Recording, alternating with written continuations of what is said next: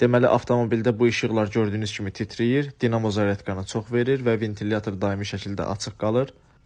Bu problemə görə müştəriyə 2 dənə suyun daçqı dəyişdiriblər. Biri gördüyünüz kimi qırıq vəziyyətdə, bu isə maşının üzərində olan suyun daçqıdır. Əlavə olaraq dinamo qızdığına görə müştəriyə 2 ədəd dinamo dəyişdiriblər.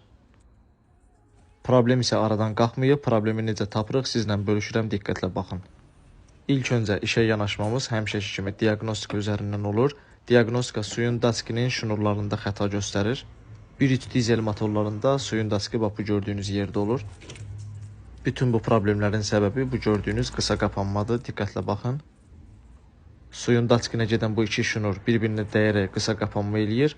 Qeyd etdiyimiz problemlər işıqların titrəməsi, dinamo zaryadkanı çox verib qızması və ventilyatorun daimi şəkildə açıq qalması probleminə gətirib çıxardır. İşin yekununda dinamo zaryadkanı ideal vəziyyətdə verir, xətaları silərək müştəriyə ideal şəkildə təhvil veririk.